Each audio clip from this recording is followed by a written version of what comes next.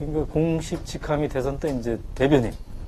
그러니까 캠프 대변인. 선대위 때는 제가 대변인 안 했고요. 네. 경선 때 문재인 후보 경선 대변인 했고, 경선 캠프 대변인 했고, 네. 선대위 때는 저 유세 단장, 뭐 상황실, 뭐 상황 단장 이렇게 했었죠. 네. 원내 대변인. 원내 대변인 계속 하고 있었고. 네. 상황실. 상황실의 상황 단장. 그러면 이제 상황을 뭐 일단 직함의 이름만 보면 전체적인 상황을 꿰차고 계셨을 법도 한데 어떻게 이렇게 3% 차이로 질 줄은 꿈에도 생각 못 하셨겠죠? 제가 원래 전문이 상황인데요. 네. 그 상황을 하려면 이제 약간 냉정하게 객관적 평가를 잘 해야 되는데 저도 굉장히 신중했었어요 이번에. 네. 근데 이제 하루 전날 정도부터는 좀 이길 수 있지 않겠는가 이렇게 생각을 했고 오전에 지역에서 투표 동료를 통상적으로 하지 않습니까? 지역위원장들은. 그래서 막 투표 동료하고 야 빨리 전화해봐 하고 이제 3시 넘어서 4시쯤 올라왔어요. 뭐, 투표율이 괜찮은 것 같다. 그래서 우리 구의원들도 현장에 나가보라 그랬어요. 그랬더니 사람이 많대. 그래서 야 젊은 사람들이래. 이 구의원들인데 50대여서 그렇게 봤나? 그래갖고 하여튼간 이건 이길 수 있겠구나 이렇게 생각을 했는데 뭐 저희가 하여튼간 생각과 달리 졌습니다. 그래서 이제 자, 그래서 우리가 이제 의원실 돌아다니면서 도대체 왜 졌을까? 이 분석도 해보고, 그러면 이제 어디에서 희망을 찾아야 되나? 이런 얘기를 해보고 있는데요. 상황을 총괄했던 분으로서. 총괄은 아닙니다. 어쨌든. 그래서 왜 진 것 같습니다. 뭐 일반적 분석은 이제 뭐 많이 언론에 나왔고 또 며칠 전에 저희 의원회관에서도 또 전문가들이 모여서 토론회 하는데 뭐 짚을 건 거의 다 짚으시고 계시더라고요. 근데 이제 전제가 이제 이런 여러 가지 얘기가 있지만 뭐 질래야 질 수 없는 선거를 졌다. 이거는 좀 뭐 한국 선거에서 그런 거는 없다고 생각하고 뭐 이기기 어려운 데서 출발했다가 상당히 이길 가능성 높여서 이길 수도 있었던 선거를 놓쳤다. 이게 제가 볼 때는 이제 당연히 뭐 야당한테 교체하려고 하는 거지만 교체 실패해서만이 아니라 이번 시기가 대단히 중요했던 시기였던 것 같아요. 여러모로 우리 이제 소위 민주화 세력들이라든지 이런 부분들이 이제 한 번의 집권 경험과 이제 또 실패 그다음에 다시 기회를 만들었을 때 우리 사회를 좀 더 이렇게 한 단계 끌어올리는데 많은 경험들이 보탬이 됐을 텐데 그런 기회들이 이제 좀 이번에 좀 상실된 것들이 좀 아팠다고 생각하고요. 또 양극화로 인한 뭐 좀 어려운 분들의 고통들, 노동자나 서민들의 고통이 거의 이제 한계의 지점에 다다라 있었기 때문에 이런 것들을 저희가 지금 해소시켜 줄 수 있는 계기였는데 못하면서 바로 이제 뭐 연쇄적인 노동자들의 자살이라든가 이런 문제들까지 터져서 더 가슴 아팠고 패배의 원인은 뭐 여러 가지가 있을 거라고 생각하는데 뭐 이제 고전적으로는 좀 후보 인물이죠. 그다음에 구도, 뭐 그다음에 이제 당에서 피는 총체적인 이제 선거 전략 이렇게 얘기를 하는 건데 뭐 그걸 일일이 다 평할 수는 없을 것 같고 제가 볼 때는 저희 민주당이 내부적으로 좀 조직적으로 좀 허약해져 있었던 측면들이 있었는데 뭐 그런 부분들이 좀 이렇게 강화된 측면이 있었다.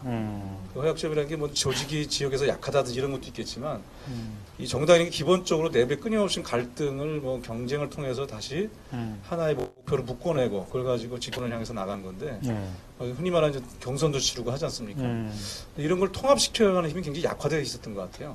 그래갖고 경선 이후에도 사실 좀 정리가 좀 되는데 시간이 좀 걸렸다든지 이런 측면도 있었던 것 같고. 그러니까 어찌 보면 이 치열하게 최선을 다했는가 이 질문에는 이제 민주당 그 점에서 이렇게 상황에서 보면은 이렇게 얘기드리겠습니다. 우리가 태도적인 측면에서 반성하는 것은 그럼 과연 절실했는가 그야말로. 그러니까 이게 어떤 뛰었냐 안 뛰었냐 이런 방식 변하는 걸 이건 후보부터 당 뭐 주요 직책을 맡던 사람 전체적으로 우린 다 이제 목숨 걸고 한다고 뭐 4월 총선 당선 소감을 정권 교체 목숨 걸고 했다고 얘기를 했습니다만은 실제 과연 그렇게 절실하게 죽을 각오로 정말 했는가에 대해서 반성해 봤을 때 이건 비교적인 개념이 있기 때문에 상대보다 과연 그랬는가 이걸 봤을 때 그날 당일 동원력이라는 걸 봤을 때도 저희가 좀 더 절실함이 있었어야 되는데 그게 좀 부족했던 것 같습니다. 그리고 그다음에 이제 후보 단일화라는 좀 저희가 이제 이렇게 어떤 정석 플레이로 가기 어려운 여러 가지 변수들이 내부에 있었는데 후보 단일화 착시 현상이 좀 있었던 것 같아요. 그래서 이제 준비도 그러다 보니까 좀 후보 단일화 바라보다가 좀 느슨하게 한 것도 있고 또 단일화가 이제 진행되다가 여러 가지 우리 지지율 높아서 기회가 있었는데 이게 약간 좀 어긋나면서 미완의 단일화로 그치면서 거기서 또 이제 지지율이 한 번 더 추락하고 하는 과정들 이런 것들이 전체적으로 이제 이 캠프 내부에서 컨트롤 타워에서 잘 통제해 나가면서 끝까지 아까 말한 정말 절실하게 모든 것을 거는 심정으로 하는 거에 대해서 좀 우리가 좀 뒤졌다 그런 걸 갖다가 시장이 떨어졌을까요? 그러니까 5년간의 MB의 집권을 보면서 혀를 찬 사람이 많고 네. 정말 이래서는 안 되겠다. 근데 왜 민주당과 의원 차원에서 그 절실함이 왜 떨어졌을까요? 글쎄, 각자는 다 뭐 열심히 뛰었다고 저는 생각을 해요. 물론 이제 조금씩 차이도 있고 근데 어떻게 조직이라는 게 100% 다 똑같은 마음을 갖고 있더라도 똑같은 행동으로 나타날 수는 없는 거거든요. 그래서 그런 측면에서 뭐 아예 안 했다 이렇게 얘기하는 건 좀 제가 볼 때 너무 가혹한 내지는 선거에 이제 속성상 그렇게 될 수는 없고 했는데 각자는 다 열심히 뛰었는데 총체적으로 봤을 때는 이 정권에 대한 이걸 우리가 반드시 교체시키겠다는 이런 각오는 있었지만 이게 마지막 하나까지 나타나는 마지막 최후의 1초까지 나타나는 그런 어떤 선거에 임한 태도나 이런 면에서 좀 부족함이 있었던 것 같아요. 그게 왜 있었는가에 대해서는 좀 전체적인 평가 과정에서 살펴봐야 될 것 같습니다. 국회의원들이 말이죠. 나는 이미 배지 달았다. 4년간 안전 보장되어 있다. 이런 건 없었을까요? 그거는 이제 임기가 있으니까 개연성으로 얘기될 수는 있는데 제가 볼 때는 뭐 그런 거를 또 묶어내는 것도 또 당의 지도력이고 뭐 리더십이라고 생각을 하거든요. 뭐 투표가 종료되는 마지막까지 이제 독려하고 막 이렇게 하는 사람도 있듯이 그런 부분들도 이제 의원들이 좀 느슨하게 뛰면은 그거를 뭐 여러 가지 대화를 통하든 뭐 다양한 방식으로 조직이 끌고 가는 것들 이게 이제 리더십이거든요. 의원들 입장에서 또 할 얘기가 있는 게 아니 어떻게 캠프에서 역할을 안 주냐. 어? 뭔가 좀 의원들이 현장에 가서 뭐 좀 해주게 역할을 좀 줘야 될 텐데 그런 의견들도 들어보셨나요? 예, 많이 들었습니다. 왜 그런 건가요? 저도 그런 거에 대해서 초기에 좀 약간 의아하게 생각을 했었어요. 그러니까 제가 2007년도 대선 그나마 기획단부터 해서 맡으셨으니까. 아니 제가 맡았던 정도의 역할은 의원들도 많이 부본부장들도 많이 맡으시긴 했는데 네. 2007년도 대선 기획 때부터 해서 제가 이제 대선을 한번 치러봤는데 예. 그때보다는 하여튼 이렇게 좀 직책 배정들이나 이런 것들이 조금 애매하게 된 면들이 있었어요. 그리고 이제 제가 볼 때는 이제 같이 경선 치렀던 분들이 이제 선대위원장을 보통은 세우지 않습니까? 그래서 이제 어느 정도 지나면 와서 뛰시기도 하고 그렇게 되는데 뭐 그런 것도 하여튼간 이제 요번에 좀 그 과거와 다른 방식으로 좀 됐고 장단점은 초기에 있었고 그게 하면 이제 안철수 전 후보와의 단일화를 대비한 그런 시민사회 공간에서의 어떤 그 나름대로 이미지 선점 싸움이라든가 또 이제 시민사회 인력풀을 좀 우리가 보다 이제 포괄하기 위한 측면에 대한 전술적 측면을 이해를 했는데 이게 이제 나중에는 통합적인 시너지보다는 약간 좀 그 원심력으로 작동하는 것도 좀 있었던 것 같고 저는 선거를 치러보니까 제일 중요한 게 어떻든 당에서는 뭐라고 해도 의원들과 원외위원장들이 결국은 마지막에 육군을 데리고 저기 깃발을 꽂더라고요. 표를 갖다가. 암만 공중전을 잘해서 표를 줄 수 있는 분위기를 만들어놔도 투표장 가서 집어넣어야 되잖아요. 기상전을. 네, 마지막에 집어넣어야 되잖아요. 그래서 그런 부분들은 결국은 지역에서 할 수밖에 없거든요. 그래서 이런 부분들에 대한 좀 더 같이 책임의식을 더 높게 갖고 뛸 수 있는 그런 동기부여나 뭐 역할 부여 이런 부분들에 대해서는 한번 검토는 해봐야 될 겁니다. 이런 얘기 들어보셨나요? 이 박근혜 후보를 알리는 플래카드는 많은데 왜 문재인 후보를 알리는 플래카드는 적을까? 우리 동네는 왜 그런 게 잘 안 보일까? 뭐 이런 얘기 혹시 캠프에 있으면 들어보셨나요? 뭐 저도 많이 들었고요. 왜 그런 거예요? 그때 뭐 우리가 캠프 때 선대본부장단 회의나 뭐 연석 회의를 하면 항상 나온 게 이제 공식선거 시작되고 나서 유세였고 유세차가 안 돌아다닌다. 우리께 뭐 별로 안 좋다. 이런 얘기가 많이 나왔고. 그다음에 이제 홍보는 현수막이 주로 제일 많이 나오죠. 안 보인다. 쬐끄맣다. 색깔이 안 맞다. 뭐 지역의 특성에 맞는 슬로건이 없다. 추상적이다. 이런 얘기 많이 나오는데. 글쎄 홍보전에 있어서는 뭐 저희가 이제 단일화 때문에 좀 늦어진 거는 아마 있을 겁니다. 있고 그다음에 보다 신속하고 집행력 있게 어떤 구호를 결정해서 사람이 먼저다든 세시대의 첫 대통령이든 일자리 대통령이든 이게 좀 내려가는 어떤 속도라든지 이런 면에서 초기에 좀 약간 좀 어려움이 있었던 건 사실이었던 것 같아요, 보니까. 근데 이제 수량이나 이런 거에 대해서의 차이는 지지자들은 내 걸 하나도 더 보고 싶은 심정에서 남의 게 더 눈에 들어오게 돼 있습니다. 그러면서. 그래서 그거는 뭐 지역들과 다소의 차이는 있을지 몰라도 우리가 뭐 그런 것들을 뭐 아주 현저하게 뭐 차이가 날 정도로 물량을 갖다가 홍보하고 그러지는 않았을 거라고 봅니다. 그래서. 그렇죠. 아쉬움과 기대감에 대한 안타까운 표현이었겠죠. 그럼 이제 어디서부터 시작해야 돼? 저는 뭐 오늘 이제 우리가 비대위원장 뽑고 뭐 어떤 분은 도로 또 문희상 의원께서 맡으셨냐 뭐 이렇게 얘기도 하시고 하는데 뭐 이제 기대도 별로 다 하지도 않았지만 이제 기대할 것도 없다부터 해서 그나마 이제 충돌하지 않았으니까 뭐 위안을 삼어라부터 해서 별 얘기를 아까 기자실 들으면서 다 들었는데 저는 여기가 현재 우리가 바닥이 아니라고 생각합니다. 사실 있어서 계속 우리는 그 대선이라는 큰 그 선거에서 지면서 계속 떨어지고 있는 상태라고 생각하거든요. 그래서 이제 심리적으로도 좀 아직도 충격이 더 남아있을 거라고 보고, 뭐 2007년도 대선 지고 바로 4개월 만에 총선이 있었는데 수도권에서 괴멸되지 않았습니까? 80석대로 이제 후퇴가 돼버렸는데, 대선을 지면 큰 선거를 지면 다음 선거에 영향을 반드시 주게 돼 있고, 그래서 4월 재보궐선거 많지는 않지만 거기에 가장 우려하는 게 14년도에 이제 지방선거에 어떤 구도적으로 영향을 미쳐서 신정부의 협조적 분위기 때문에 저희가 좀 어려움이 생기지 않을까 이런 걱정을 하고 있고요. 만약 거기까지 가면 그게 아마 바닥이고 최악일 겁니다. 그래서 우리가 해야 될 일은 지금도 좀 밀려나와서 추락하고 있는 상태인데 이거를 애써 올라가고 있는 상태로 착각해서도 안 될 것이고 잘 추락을 해서 어떻게 보면 빨리 바닥을 치고 올라갈 수 있는 힘을 만드는 것이 중요하다고 생각을 하고요. 그 시작은 이제 비대위가 스타트를 했으니까 가는데 지금 저희한테 남아있는 그 세력이나 진지가 이제 두세 개 정도 있습니다. 하나가 어떻든 국회가 있습니다. 그래서 127명의 국회의원들이 있고요. 이게 인수위의 그 50일간의 드라이브에 대해서 협조할 건 협조하지만 잘못되어 있는 점에 대해서 확실하게 이제 비판하고 지적하면서 야당의 존재감을 드러낼 수 있는 것의 1번지가 제가 볼 때 현재는 국회입니다. 이거를 우리가 치밀하게 인사청문회부터 정부조직법 개편안, 민생법안에서 또는 쌍용차 국정조사, 언론인에 대한 뭐 그 해결 문제라든지 이런 것들에 대해서 치밀하고 철저하게 국회에서부터 이제 그 야당의 존재감을 다시 만들어가서 그래도 야당이 필요해 이런 것들 국민 사이에 다시 한번 만드는 1차적인 작업을 하고요.